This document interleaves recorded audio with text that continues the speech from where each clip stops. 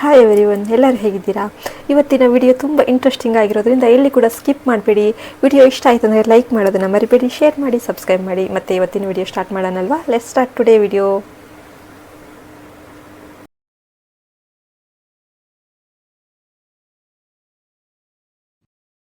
ಬ್ರಹ್ಮೇಂದ್ರ ಸ್ವಾಮಿಯ ಕಾಲಜ್ಞಾನದಲ್ಲಿ ಪ್ರತಿ ರಾಶಿಯ ಭವಿಷ್ಯವನ್ನು ವಿವರವಾಗಿ ರೂಪಿಸಲಾಗಿದೆ. ವೃಷಭ ರಾಶಿಗೆ ಸಂಬಂಧಿಸಿದಂತೆ ಸ್ವಾಮಿಗಳು ಕೆಲವು ಮಹತ್ವದ ಸಂದೇಶಗಳನ್ನು ನೀಡಿದ್ದಾರೆ. ಈ ರಾಶಿಯವರು ತುಂಬಾ ಸಾಗಿಸ್ತಾ ಇದ್ದಾರೆ. ರಾಶಿಗೆ ಸೇರಿದವರು ದೇವದೃಷ್ಟಿಯು ಜೊತೆಯಾದರೆ ಎಲ್ಲ ಕಷ್ಟಗಳು ಕೂಡ ಬದಲಾಗಬಹುದು. ವೀರಬ್ರಹ್ಮೇಂದ್ರ ಅವರು ಹೇಳಿದ ಪ್ರಕಾರ ವೃಷಭ ರಾಶಿಯವರು ಮುಂದಿನ ದಿನಗಳಲ್ಲಿ ಆರ್ಥಿಕವಾಗಿ ಸುಧಾರಣೆಯನ್ನು ಕಾಣುವರು. ಅವರ ಆಸ್ತಿ ಸಂಪತ್ತು ನಿಧಾನವಾಗಿ ಏರ್ತಾ ಹೋಗುತ್ತೆ.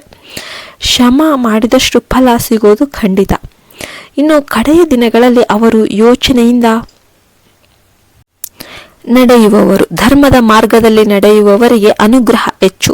ತಮ್ಮ ಮೇಲೆ ತಾವು ನಂಬಿಕೆ ಇಟ್ಟುಕೊಂಡ್ರೆ ಎಲ್ಲದರಲ್ಲೂ ಜಯ ಸಾಧಿಸುವ.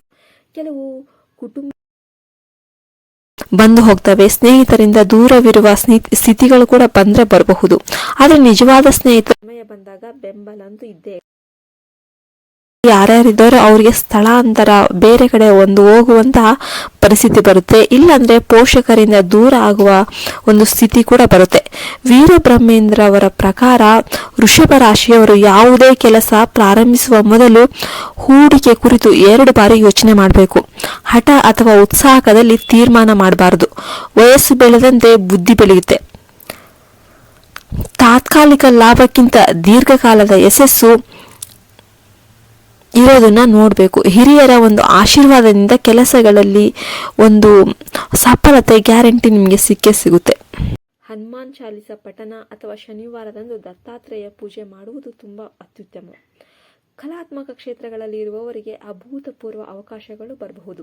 ಸಂಗೀತ, ಚಿತ್ರಕಲೆ, ನೃತ್ಯ ಹಾಗೂ ಕಾವ್ಯದಲ್ಲಿ ಇವರಿಗೆ ಪ್ರಖ್ಯಾತ ಬರಬಹುದು. ವೀರಬ್ರಹ್ಮೇಂದ್ರರು ತಮ್ಮ ಕಾಲಜ್ಞಾನದಲ್ಲಿ ಈ ರಾಶಿಯವರನ್ನ ಶ್ರದ್ಧೆಯ ನಡವಳಿಕೆಯೊಂದಿಗೆ ನಡೆದುಕೊಳ್ಬೇಕು ಅಂತ ಎಚ್ಚರಿಕೆ ನೀಡಿದ್ದಾರೆ.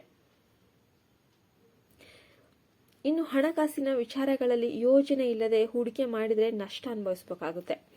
ತಾಯಿಯ ಆರೋಗ್ಯದ ಬಗ್ಗೆ ಹೆಚ್ಚು ಕಾಳಜಿ ವಹಿಸಬೇಕು. ನಿಮ್ಮ ಮನೆಯೊಳಗಿನ ಮಾತುಗಳು ಹೊರಗೆ ಹೋಗದಂತೆ ನೋಡಿಕೊಳ್ಬೇಕು. ಮಕ್ಕಳ ವಿಚಾರದಲ್ಲಿ ತಾಳ್ಮೆ ಇಟ್ಟು ನಿರ್ಧಾರ ತೆಗೆದುಕೊಳ್ಬೇಕು.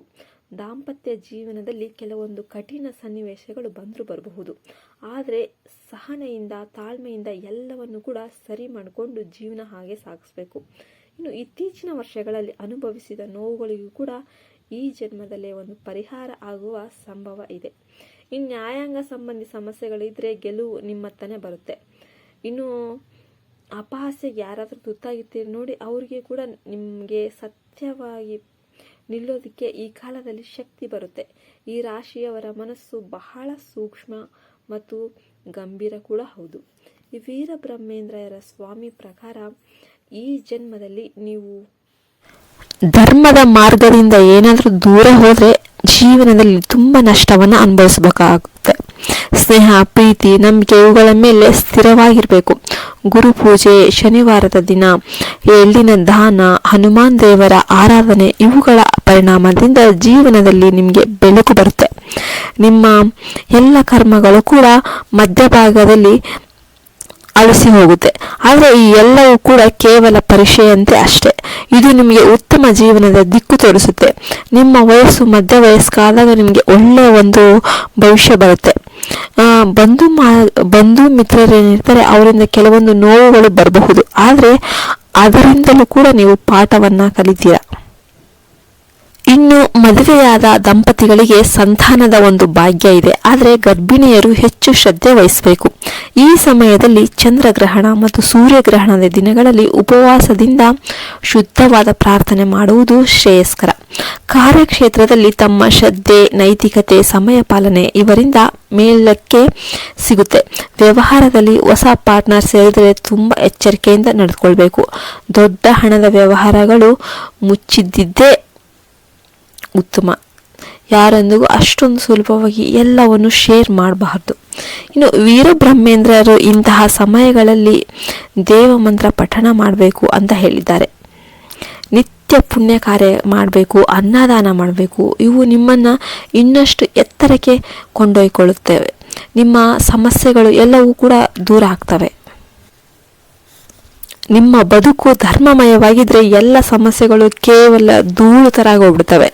ಈ ವರ್ಷದಿಂದ ಮುಂದಿನ 10 ವರ್ಷಗಳು ನಿಮಗೆ ಬಹು ಮಹತ್ವಪೂರ್ಣವಾದದ್ದು. ಈ ಅವಧಿಯಲ್ಲಿ ತೀರಾ ಗಮನವಿಟ್ಟು ನಡೆದುಕೊಳ್ಬೇಕು.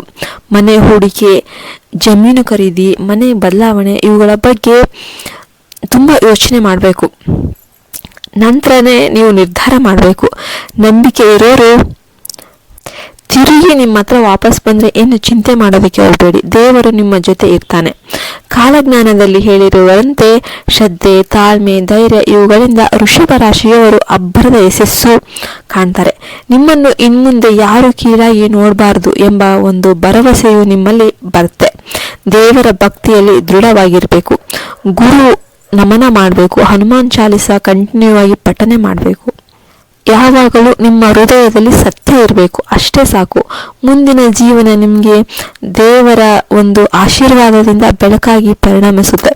ಇದು ವೀರಬ್ರಹ್ಮೇಂದ್ರರ ಕಾಲಜ್ಞಾನದಲ್ಲಿ ಸೂಚಿಸಲಾದ ವೃಷಭ ರಾಶಿಯ ಮಹಾ ಸತ್ಯವಾಗಿದೆ. ಈ ವಿಡಿಯೋ ನಿಮಗೆ ಏನು ಅನಿಸ್ತು ಕಮೆಂಟ್ ಮಾಡಿ. ನೀವೇನಾದರೂ ಶಿವನ ಭಕ್ತರಾಗಿದ್ದರೆ ಓಂ ನಮಃ ಶಿವಾಯ ಅಂತ ಕಮೆಂಟ್ ಮಾಡೋದನ್ನ ಮರಿಬೇಡಿ. ಜೈ ಹಿಂದ್, ಜೈ ಭಾರತ್ ಮಾತೆ.